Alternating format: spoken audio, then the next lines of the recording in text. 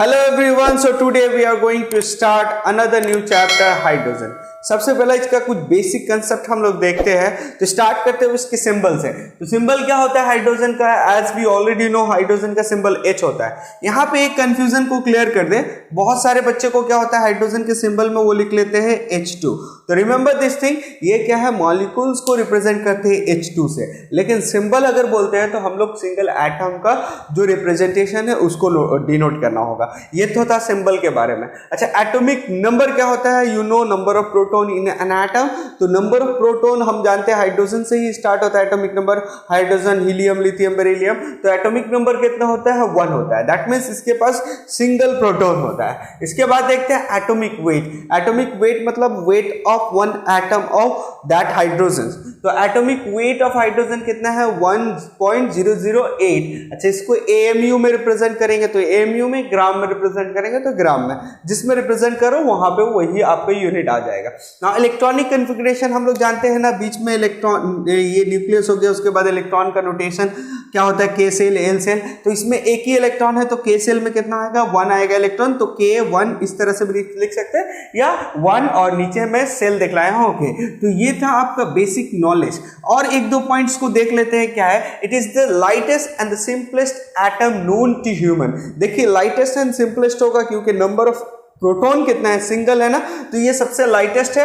Atomic number 1 हो रहा है, एटॉमिक वेट भी 1.008 हो रहा है। तो ये लाइटेस्ट है और सिंपलेस्ट है जो हम लोग ह्यूमन नोन के रिस्पेक्ट में। अच्छा, hydrogen is the element that makes the sun shine. अच्छा, ये कंसेप्ट भी एक याद रखिएगा कि हाइड्रोजन की वजह से ही ये जो सूरज जो चमकता है ये हाइड्रोजन की वजह से होता है। न्यूक्लियर फिशन का एक कंसेप्ट आता है जो हायर क्लास में आपको पढ़ना होगा। अब हम लोग डिस्कवरी के बारे में बात करते हैं। तो रॉबर्ट बॉयल्स नाम का एक साइंटिस्ट था, वो क्या ऑब्जर्व किया? देखिएगा, he observe that whenever a gas मतलब whenever a metal react with acid। हम लोग जान रहे हैं ना, मेटल को ले लीजिए, अगर मान लेते हैं Zn ले रहे हैं, प्लस कोई भी एसिड ले लीजिए, हम लोग क्या ले लेंगे? HCl।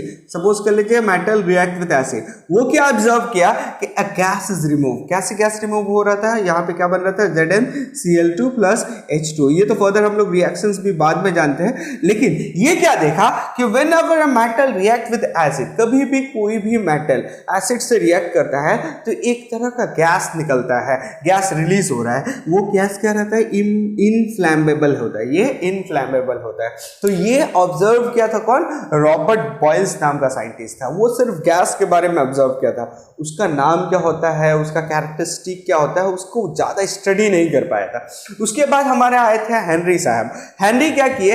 Henry prepare the hydrogen in pure state and describe it property. ये हाइड्रोजन को प्योर स्टेट में प्रोड्यूस कर पाया और उसका कुछ कैरेक्टरिस्टिक को पढ़ पाया, कैरेक्टरिस्टिक को डिस्क्राइब कर पाया।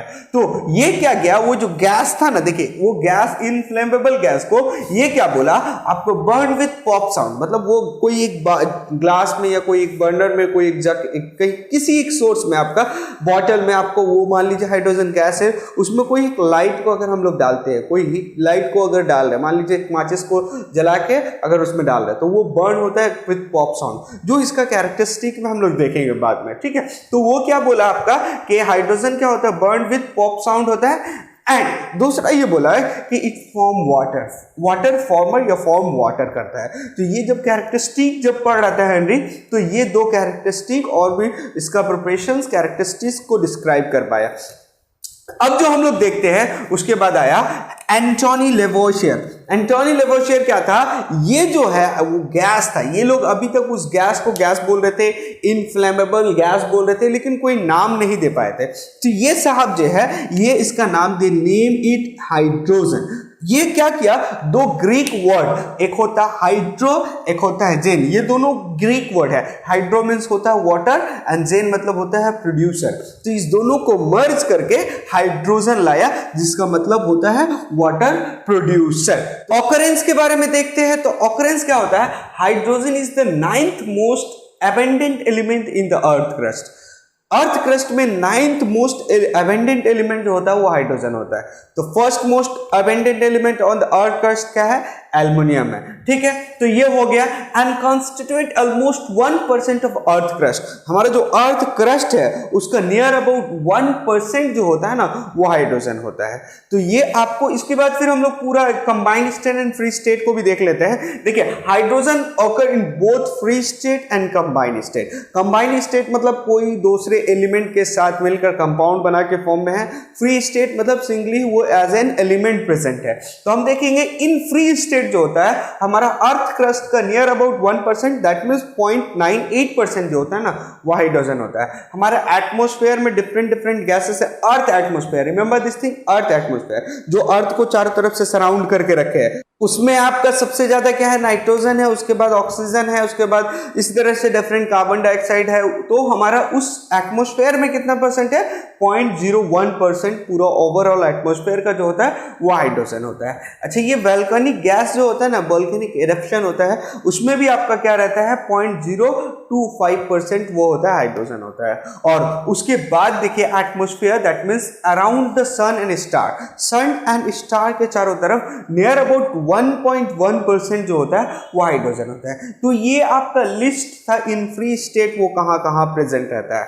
अब आते हैं कंबाइंड स्टेट में वो कहां कहां रहता है। देखिएगा कंबाइंड स्टेट में देखिएगा हमारा all plant and animal tissue जो होता है उसमें उसका टिश्यू जो बनता है उसका बेसिक जो कंपोनेंट होता है वो आपका कार्बन होता है, ऑक्सीजन होता है एंड नाइट्रोजन होता है। तो all plant and animal tissue which are made up of hydrogen, nitrogen and आपका क्या है, अच्छा हाइड्रोजन, नाइट्रोजन एंड आपका कार्बन से कंबाइंड होता है। तो हाइड्रोजन एज बेसिक यहाँ पे आपका कंपोजिशन के रिस्पेक्ट में आपका टिश्यू में रहता है। चलिए इन वाटर हम लोग जानते हैं, इन वाटर 1/9 क्या है बाय द मास। अच्छा ये कैसे हो गया सर, ये देखिए H2O हाइड्रोजन का कितना होता है 1 × 2 प्लस ऑक्सीजन का कितना 16, टोटल कितना होगा 18 होगा।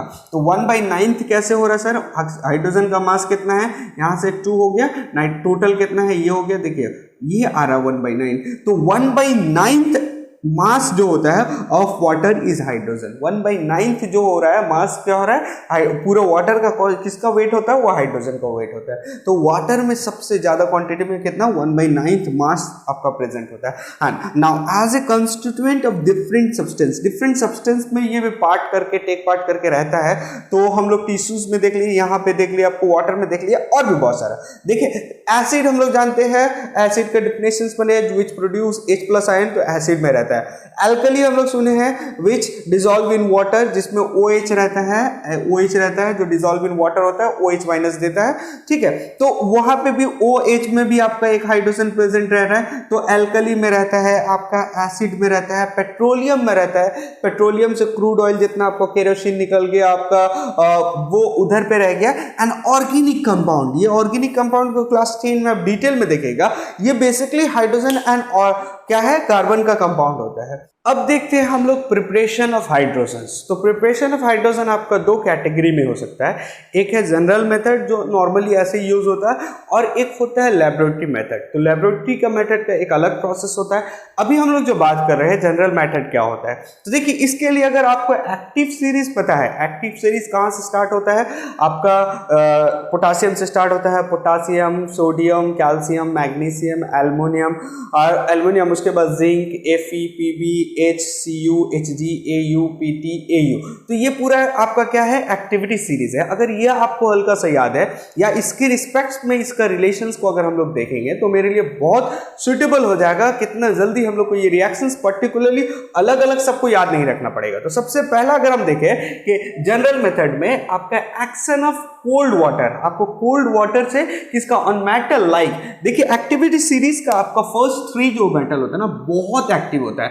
मतलब इसको क्या है कि अगर नॉर्मल हम लोग एटमॉस्फेयर में भी नहीं रख सकते, ये क्या करेगा एक्सप्लोसिव हो जाएगा। ये आपको एटमॉस्फेयर में आते ही ये दोनों एक दूसरे एटमॉस्फेयर का वाटर से कंबाइन करता है और मॉइस्चर से कंबाइन करता है और रिएक्शंस करता है और एक्सप्लोसिव होता है। तो first 3 potassium, sodium and calcium जो होता है ना बहुत रिएक्टिव होता है। तो ये आपका कोल्ड वाटर में क्या काम हो जाएगा, इसका रिएक्शंस के लिए हम लोग को एक्स्ट्रा कुछ देना नहीं होगा, कोल्ड वाटर भी रहेगा ना तो काम आ जाएगा। कोल्ड वाटर से भी ये रिएक्शंस पॉसिबल हो जाएगा। तो क्या करते हैं देखिएगा, हम लोग कुछ नहीं करते, कोल्ड वाटर में इसको कोई भी आपको ये ले लीजिए सोडियम पोटासियम या कैल्शियम, उस दोनों को डालते हैं, रिएक्शंस होता है, वहां पे कैसे आपका हाइड्रोजन बनता है। तो देखिए एक जनरल रिएक्शन जो हम लोग यहाँ पे याद रखना है आपका, कोई भी मेटल, कौन सा मेटल, इस तीनों में से कोई भी मेटल लेंगे और उसको कोल्ड वाटर से जब रिएक्ट कराएंगे तो क्या होगा, मेटल हाइड्रो ऑक्साइड बनेगा। याद रखिएगा मेटल हाइड्रो ऑक्साइड किसको बोला जाता है, OH जिसमें होता है उसको हाइड्रो ऑक्साइड बोलते हैं, एंड हाइड्रोजन गैस इवॉल्व होगा। ठीक है, तो देखिएगा इसको अगर आप ये चीज याद रख पाते हैं ना, तो फिर अलग से इसका रिएक्शंस को याद नहीं रखना पड़ेगा। आपको जस्ट इतना याद रखना है, metal react with cold water, कौन सा मेटल, एक्टिविटी सीरीज का फर्स्ट जो 3 है कौन सा है, पोटासियम है, सोडियम है और क्या है, कैल्शियम है। तो ये रिएक्ट करता है तो मेटल हाइड्रोक्साइड बनाता है और आपका क्या बनाता है, वाटर हाइड्रोजन गैस रिलीज होता है। एग्जांपल्स के रिस्पेक्ट में देखिए 2 रिएक्शंस को लिया, हम यहाँ पे लिए सोडियम के साथ रिएक्शन करा रहे हैं, सोडियम को कोल्ड वाटर, ये जो वाटर है ये कोल्ड वाटर, इसके साथ जब रिएक्ट कराएंगे तो सोडियम हाइड्रोक्साइड बनेगा, मेटल हाइड्रोक्साइड बनेगा तो सोडियम हाइड्रोक्साइड बनेगा एंड हाइड्रोजन गैस इवॉल्व होगा। एक और रिएक्शंस देखते हैं, अगर हम लोग पोटासियम के साथ रिएक्शंस कराते हैं तो पोटासियम रिएक्ट होता है वाटर से, यहाँ पे भी क्या है, ये कोल्ड वाटर है, रिमेंबर दिस थिंग। तो क्या होता है, potassium hydroxide and hydrogen gas evolve होता है। ये तो आपका एक कंसेप्ट हो गया आपका कि कोल्ड वाटर के साथ कौन कौन सा चीज से रिएक्शंस हो जाएगा, आपको ये 3 याद रखना होगा। चलिए अब देखिए इसके बाद जो एक्टिविटी सीरीज में आता है वो उतना एक्टिव नहीं होता, वो क्या है कि ऐसे कोल्ड वाटर में रिएक्ट कराइएगा तो पॉसिबल नहीं है। तो अब हम उसको क्या करते हैं, स्टीम, मतलब कोल्ड वाटर को हम लोग हीटेड करते हैं, स्टीम में कन्वर्ट करते हैं, और ये देखिए यहाँ से स्टार्ट होता है आपका यहाँ तक, मतलब 4 magnesium, aluminium, zinc and iron जो है ना, ये स्टीम से रिएक्ट करता है और आपका हाइड्रोजन गैस इवॉल्व होता है। तो इसका देखेंगे कि action of steam on metal like क्या है, magnesium, aluminium, zinc and iron. यहां से देखिए magnesium, aluminium, zinc and iron, ये क्या करता है, मेटल से रिएक्ट करता है, बट यहाँ पे आपको वाटर से रिएक्ट करते हैं, लेकिन यहाँ पे कोल्ड वाटर है, कोल्ड वाटर से इसका कोई रिएक्शंस पॉसिबल नहीं होगा। वो ये सब जो होता है ना उतना एक्टिव नहीं होता है। याद रखिए एक्टिविटी सीरीज में हम लोग जैसे जैसे डाउनवर्ड आते हैं उसका एक्टिवनेस जो होता है, रिएक्शंस का कैपेसिटी जो होता है, रिएक्शंस में जाने का कैपेसिटी वो लो होता रहता है। तो ये आप नीचे आ गए, मतलब उसका रिएक्शंस में जाने का पॉसिबिलिटी और कैपेसिटी जो हो रहा है लो हो जा रहा है। तो ये आपका क्या करेगा, मेटल से रिएक्ट करेगा स्टीम से। तो यहां देखिए मेटल हाइड्रोक्साइड बना रहा था ना, यहां पे मेटल ऑक्साइड बनाएगा। यही फर्क, आपको ये चीज याद रखिएगा ना, तो फिर रिएक्शंस को अलग से याद नहीं रखना पड़ेगा। एक जगह मेटल हाइड्रोक्साइड हो रहा है, एक जगह मेटल ऑक्साइड हो रहा है, तो ये कंसेप्ट याद रखिएगा, ये मेटल हाइड्रोक्साइड देगा, ये मेटल ऑक्साइड देगा। तो देखिए क्या है, metal react with steam to form metal oxide and hydrogen. Sir इसका एग्जांपल्स कुछ देखते हैं, कोई भी एग्जांपल ले लीजिए 4 में से। देखिए हम 2 रिएक्शंस को यहाँ पे आपको दिखाया है। मैग्नीशियम जो है, मैग्नीशियम क्या इसी कैटेगरी में आ रहा है। चलिए मैग्नीशियम रिएक्ट हुआ कैसे, वाटर, यहाँ पे जो वाटर है ना ये स्टीम के फॉर्म में है, ठीक है ना। तो क्या करेगा, मेटल ऑक्साइड बोले ना, तो मैग्नीशियम और ऑक्साइड। अच्छा मैग्नीशियम ऑक्साइड का, मैग्नीशियम का फॉर्मूला वैलेंसी कितना है पता है ना, 2 है। ऑक्सीजन का वैलेंसी कितना है, 2 है, -2 होता है, ये दोनों कैंसिल होकर क्या हो जाता है, ये MgO। ये हम आप लोग को पढ़ाए हुए लैंग्वेज ऑफ केमिस्ट्री में, ठीक है। इसी तरह से देखिएगा जिंक के साथ जब स्टीम, ये भी जो वाटर है वो भी क्या है, ये is the form of steam है। जब रिएक्ट करता है तो जिंक ऑक्साइड बनाता है और क्या बनाता है, आपका हाइड्रोजन गैस इवॉल्व होता है। तो ये 2 कंसेप्ट था जनरल मेथड का। थर्ड जो जनरल मेथड हम लोग देखने वाले हैं, action of dilute mineral acid. यहाँ पे मिनरल एसिड है तो अभी आप इतना याद रखो, H2SO4, HNO3 और HCl जो है इसको हम लोग मिनरल एसिड बोलते हैं। डाइल्यूट का मतलब समझ रहे हो, वो फुल्ली कंसंट्रेटेड नहीं रहेगा। तो action of dilute mineral acid on metal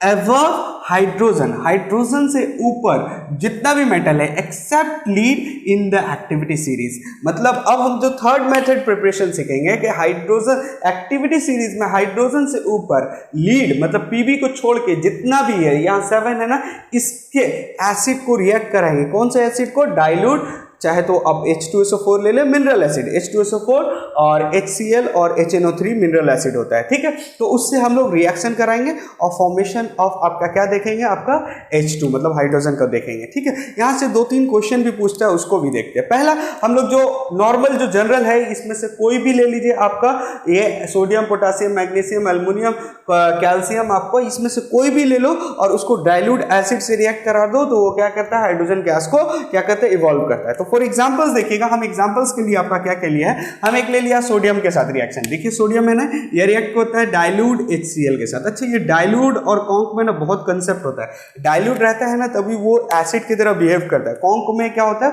वो एसिडिक नेचर फॉलो नहीं करता है। ये आप क्लास 10 में सीखिएगा, ठीक है। तो अभी सिर्फ इतना याद रखो, डाइल्यूट HCl के साथ जब रिएक्ट करता है कोई भी एलिमेंट, कोई भी आपका एलिमेंट मेटल्स जो अबव क्या होगा, हाइड्रोजन से ऊपर होगा, एक्सेप्ट पीबी को छोड़ के, जो भी इससे भी रिएक्ट करेगा तो डाइल्यूट HCl लिए तो NaCl बन जाएगा और हाइड्रोजन गैस को इवॉल्व करेगा। देखिए ये हो रहा है। उसी तरह से अगर यहाँ पे H2SO4 होता है तो Na2SO4 होता है और H2 को रिलीज करता है। कोई और एग्जांपल लेके हम देखें क्या है, मैग्नीशियम को डाइल्यूट H2SO4 से लिए तो मैग्नीशियम सल्फेट बना और क्या है, हाइड्रोजन गैस को इवॉल्व किया।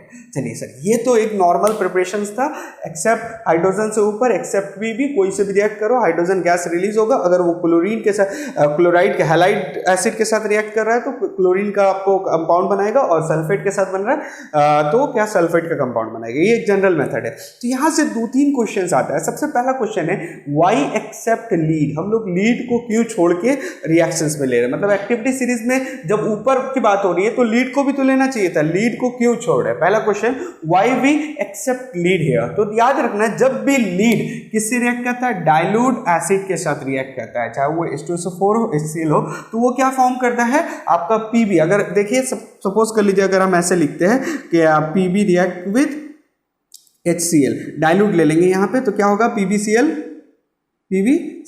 आपका यहाँ पे देखिए PbCl बन जाएगा, PbCl2 बनेगा क्योंकि इसका आपको पता है 2 होता है, PbCl2 और क्या बनेगा H2 रिलीज होगा, ठीक है। लेकिन ये क्या होता है, ये जो PbCl होता है यहाँ पे मान लीजिए सल्फेट ले रहे तो PbSO4 बन रहा है, ये क्या होता है आपका इनसॉल्युबल होता है। तो आपका जिस आपको बर्नर में कंटेनर में आपका रिएक्शंस हो रहा है ना उसके नीचे वो जम जाता है, ठीक है। तो और फर्दर रिएक्शंस पॉसिबल ही नहीं होता है, इनसॉल्युबल होता है। वो आपका क्या होता है, वो बर्नर कंटेनर टेस्ट ट्यूब के नीचे वो जाके बैठ जाता है, जम जाता है और फर्दर रिएक्शंस को पॉसिबल होने ही नहीं देता है। तो जिसकी वजह से हम लोग एक्सेप्ट लीड यहाँ पे बोलते हैं। ये एक कंसेप्ट क्लियर हो गया। दूसरा सर, हम लोग जब मिनरल एसिड की बात कर रहे हैं तो H2SO4 को ले रहे हैं, डाइल्यूट HCl को ले रहे हैं। यहाँ पे क्वेश्चन आता है why we are not taking dilute HNO3, चाहे डाइल्यूट हो चाहे कॉन्क हो, हम लोग HNO3 को ले ही नहीं रहे। HNO3 के साथ इसका रिएक्शंस कराएंगे तो ये पॉसिबल नहीं होगा, हालांकि वो भी मिनरल एसिड है। तो इधर है वाई,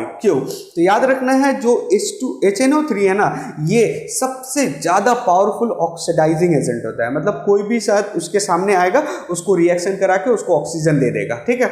ऑक्सीजन देके उसका ऑक्साइड बना देगा। सिंपली ऑक्सीडाइजिंग एजेंट का मतलब होता है जो ऑक्सीडेशन में हेल्प करता है। फर्दर आगे भी इसको देखेंगे हम लोग, ठीक है। तो ये क्या होता है आपका HNO3 जो होता है ना, as a powerful oxidising agent होता है। मतलब कोई भी चीज हो उसको ऑक्साइड बना के उसका काम तमाम कर देता है, ठीक है। तो ये क्या होता है, पावरफुल ऑक्सीडाइजिंग एजेंट होता है। Oxidise the hydrogen. अच्छा, इस रिएक्शंस में ना हाइड्रोजन जो जैसे यहाँ डाइल्यूट HNO3 ले लीजिए, मैग्नीशियम ले लीजिए, magnesium nitrate and hydrogen gas release होता है। लेकिन ये जो डाइल्यूट या आपका जो हाइड्रोजन रिलीज हो रहा है ना, उसको फर्दर वो ऑक्सीडाइज कर देता है वाटर के फॉर्म में। इस वजह से हम लोग क्या करते हैं, डाइल्यूट HNO3 से ये रिएक्शंस नहीं कराते। एग्जांपल के रिस्पेक्ट में अगर देखना है तो देख सकते हैं, देखिएगा हम लोग जिंक ले लिया, Zn प्लस रिएक्ट करा रहे डाइल्यूट HNO3 से, तो क्या बन गया, जिंक नाइट्रेट बनेगा और हाइड्रोजन गैस रिलीज होना चाहिए। लेकिन वो जो हाइड्रोजन गैस रिलीज होता है ना, वो फर्दर ऑक्सीडाइज होता है, आपको वाटर में ऑक्सीडाइज हो जाता है। तो हाइड्रोजन गैस तो रिलीज नहीं हो रहा है जो मेरा मेन टारगेट था, क्योंकि हम लोग प्रिपरेशन ऑफ हाइड्रोजन ही देख रहे हैं। इस वजह से हम लोग क्या करते हैं, डाइल्यूट HNO3 को यूज नहीं करते। तो यहां से 2-3 कंसेप्ट हम लोग सीखे। Action of dilute mineral acid किसके ऊपर, मतलब आपका एक्टिविटी सीरीज हाइड्रोजन से ऊपर एक्सेप्ट पीबी।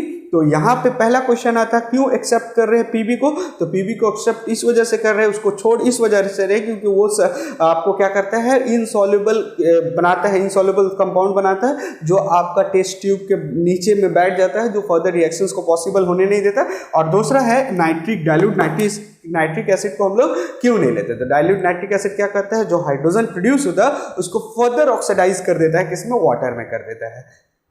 अब हम लोग लेबोरेटरी प्रिपरेशन ऑफ हाइड्रोजन को देखेंगे। मतलब लेबोरेटरी में, लैब में हम लोग हाइड्रोजन को कैसे प्रिपेयर करते हैं। लैब में हमारा एक्यूरेसी चाहिए, मतलब 99.9 या 100% वो जो गैस हो वो हाइड्रोजन है, उसमें कोई इंप्योरिटीज नहीं हो। तो उसके लिए कौन सा प्रोसेस है उसको देखते हैं। तो देखिएगा यहाँ पे जो इंस्ट्रूमेंट यूज किया हुआ है इसको हम लोग बोलते हैं बॉटम क्या बोलते हैं, राउंड बॉटम फ्लैश, इसको थ्रसल फैनल, और ये पाइप है, ये जार है, ठीक है, जहाँ पे गैस कलेक्ट होता है, ठीक है। तो एग्जाम में कैसे लिखना है, इसी तरह से जो जो पॉइंट्स हम लिखा रहे हैं उसको नोट कर लेना और इसी तरह से लिखना है।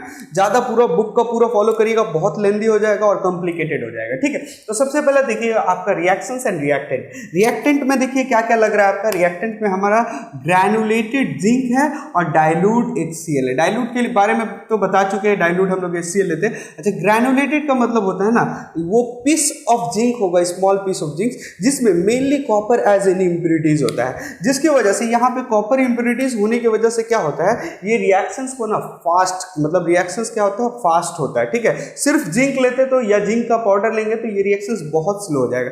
इसका क्वेश्चंस आगे देखते हैं, ठीक है। चलिए, ग्रैनुलेटेड जिंक लेते हैं और डाइल्यूट HCl लेते हैं, तो क्या होते हैं रिएक्शंस में देखिएगा, हम लोग पढ़े हुए ना कि रिएक्टिव सीरीज में जिंक क्या करता है, डाइल्यूट HCl से रिएक्ट करता है तो हाइड्रोजन गैस को क्या करता है, रिलीज करता है। वही कंसेप्ट है, ये क्या करेगा, जिंक क्लोराइड बनाएगा और हाइड्रोजन गैस को यहाँ से रिलीज कर देगा, जो यहाँ पे आपका है। और जिंक का वैलेंसी 2 होता है ना, जिंक का वैलेंसी +2 है, और क्या है, क्लोरीन का वैलेंसी -1 है। दैट्स वाई ये क्या बन रहा है, ZnCl2 बन रहा है, और यहाँ पे हाइड्रोजन गैस रिलीज हो रहा है, ठीक है। ये तो हो गया, बैलेंस नहीं है, अगर बैलेंस करना होगा तो यहाँ पे 2 दे दीजिएगा तो बैलेंस हो जाएगा, ठीक है।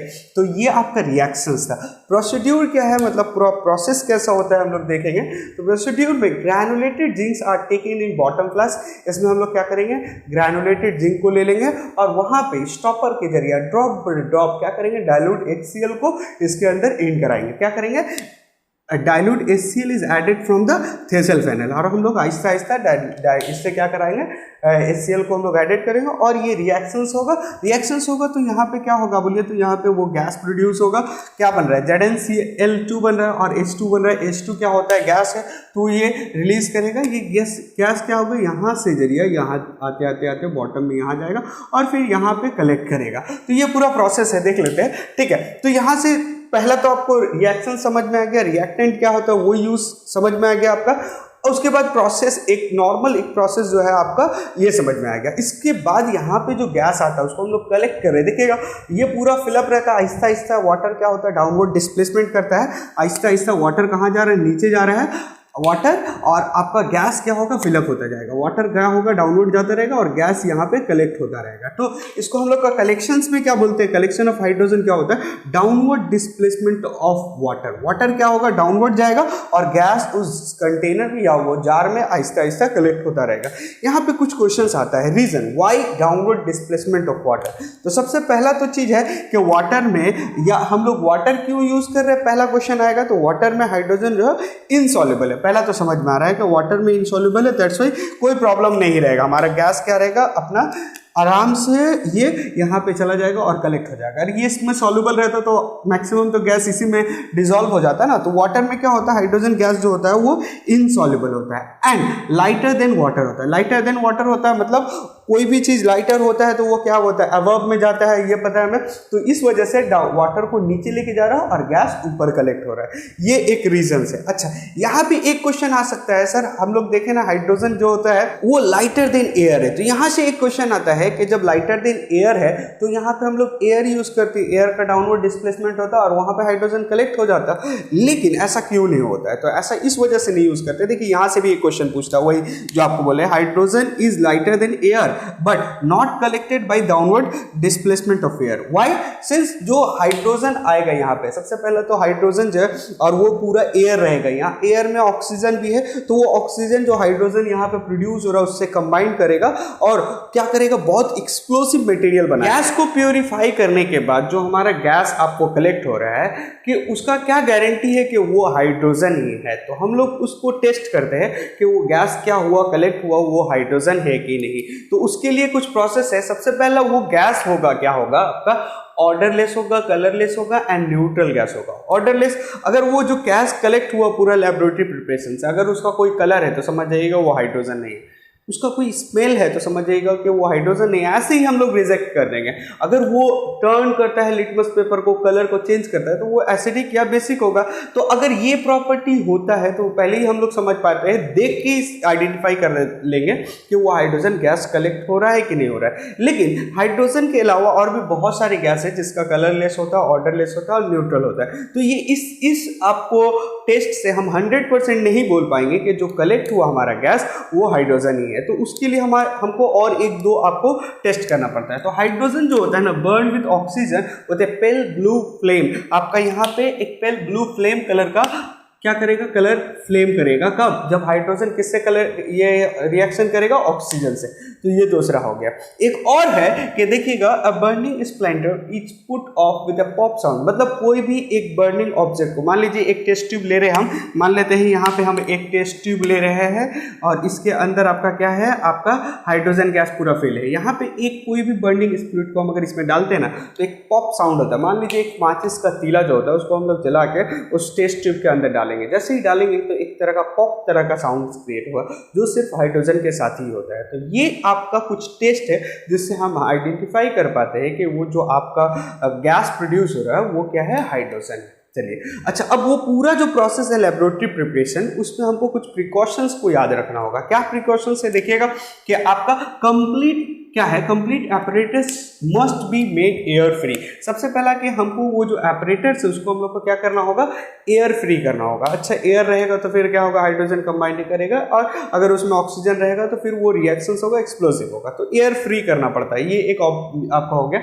Now apparatus should be kept away from flame. हाँ, ये भी है कि अगर मान लीजिए बाई केस कहीं से कुछ गैस लीकेज हो रहा है, अगर फ्लेम के करीब रहेगा तो एक आपका क्या होगा, इंसिडेंट हो जाएगा। तो ये आपका दूसरा पॉइंट है। ये तो कॉमन पॉइंट है, आप कोई भी आपको रिएक्शंस होता है ना, कोई भी लैबोरेटरी प्रिपरेशन, ये सब हम लोग को ध्यान रखना पड़ता है, ठीक है। अगर एग्जाम में कुछ नहीं आए तो एटलीस्ट दिस 2 पॉइंट आपके लिए काम आएगा, ठीक है। नाउ अब and of the thistle fennel. अच्छा, आपको वो डायग्राम याद होगा, जो थेसल फेनल से जो पाइप जा रहा था ना, उसको हम लोग पूरा एकदम डीप कर दिए थे डाइल्यूट H2SO4 में। अगर डीप नहीं करते, थोड़ा ऊपर रखते, तो ये जो गैस कलेक्ट हो रहा है वो थेसल फेनल से भी ऊपर जाता, फिर क्या होगा, आपका जो हाइड्रोजन गिर रहा है HCl, उससे फिर रिएक्शंस होता है, प्रॉब्लम क्रिएट करता है। तो क्या है, end of the thistle funnel should be deep under the dilute क्या है, एसिडिक सॉल्यूशन। हम लोग इसी वजह से उसको पूरा एकदम क्या करते हैं, डीप कर देते हैं। और हाइड्रोजन जो गैस कलेक्ट हो रहा है उसके लिए एक छोटा सा पाइप होता है, वो आपको कलेक्ट करके आपका जार में लेके चला जा रहा था। तो ये था तीसरा पॉइंट।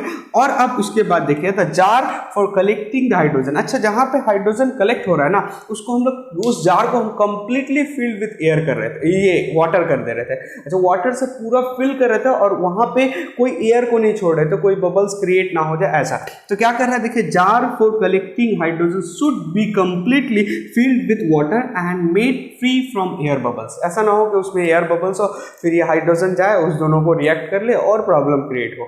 तो ये आपका प्रिकॉशंस रहा। आपको ये प्रिकॉशंस ध्यान में रखना होगा जब लेबोरेटरी का वर्क आप करिएगा।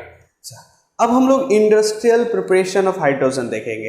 तो हम लोग जो लेबोरेटरी में हाइड्रोजन को प्रिपेयर करते हैं उसमें हम लोग को एक्यूरेसी चाहिए। ह्यूज अमाउंट के लिए हम नहीं करते, वहाँ पे हमको 100% एक्यूरेसी चाहिए। लेकिन इंडस्ट्री में उस तरह का एक्यूरेसी देखेंगे तो कॉस्ट बहुत ज़्यादा चला जाएगा।